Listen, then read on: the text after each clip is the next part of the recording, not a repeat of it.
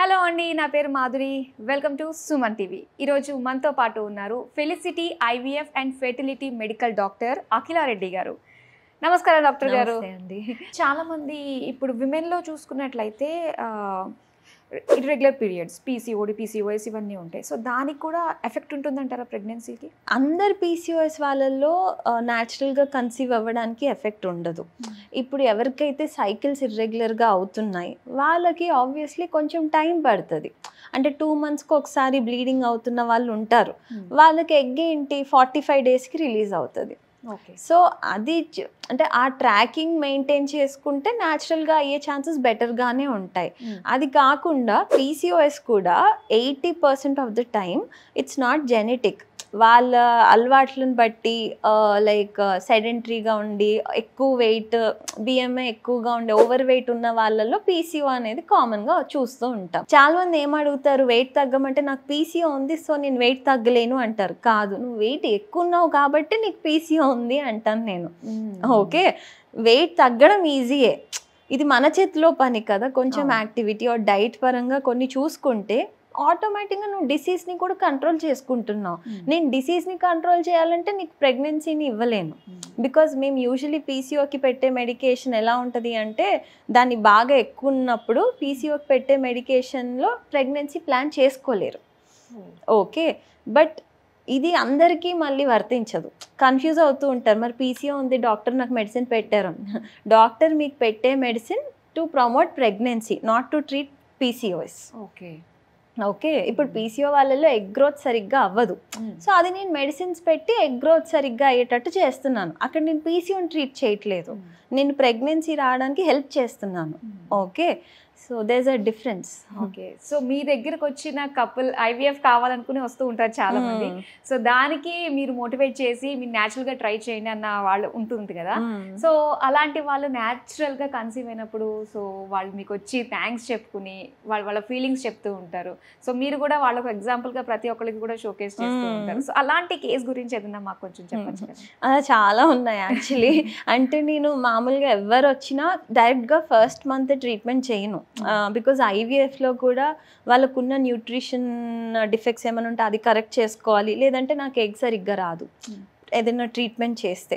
But egg count తక్కువ ఉండి ఒక 2 months టైం ఇస్తాను. ఏదేమైనా give them 2 months time, workout చేసుకుని డైట్ అంతా చూసుకుని రమ్మని. ఆ గ్యాప్లో కన్సీవ్ అయిన వాళ్ళు కూడా ఉంటారు. అంటే చాలామందే ఉన్నారు. బేసిక్లీ 0.6 AMHతో న్యాచురల్గా కన్సీవ్ అయిన వాళ్ళు ఉన్నారు, 0.3 AMHతో న్యాచురల్గా కన్సీవ్ అయిన వాళ్ళు ఉన్నారు. అంటే AMH అంటే ఎగ్ కౌంట్ని చెప్తుంది అనమాట. సో AMH ఎంత ఎక్కువగా ఉంటే ప్రెగ్నెన్సీ ఛాన్సెస్ అంత బెటర్గా ఉంటాయి అనుకుంటారు. సో అలాంటి వాళ్ళల్లో కూడా న్యాచురల్ కన్సెప్షన్ అనేది సాధ్యం అయ్యింది. ఓకే, అన్నీ బాగున్నప్పుడు నేచర్కి ఆ రోల్ ఇవ్వాలి అని చెప్తాను. ఓకే, అంటే మనం కూడా కొంచెం ఎఫర్ట్ పెట్టాలి. ఓకే, అప్పుడు అవుతుంది. సరే అప్పటికి అవ్వట్లేదు అంటే yes, then you need to seek help. But first try చేయకుండా ఇదైతే న్యాచురల్గా ఎన్ని నెలలకి 6 నెలలకు అవుతుందేమో, ఐవీఎఫ్కి 2-3 monthsలో అవుతుంది కదా అనుకుంటారు. అందరికీ ఐవీఎఫ్లో 2-3 monthsలో అవ్వదు.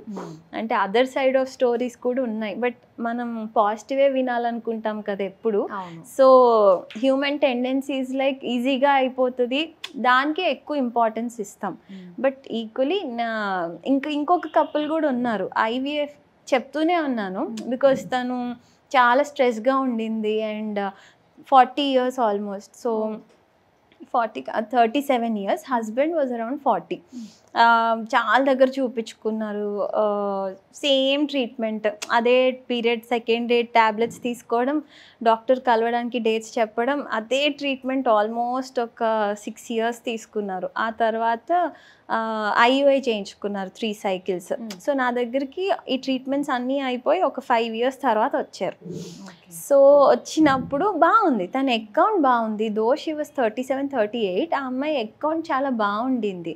హస్బెండ్కి కొంచెం స్పర్మ్ అబ్నార్మాలిటీస్ ఉండే, అది కూడా ట్యాబ్లెట్స్ ఇస్తే బాగానే ఉండింది. బట్ స్టిల్ తను లేదు మేడం మీరు చేసేయండి ఐవీఎఫ్ అది.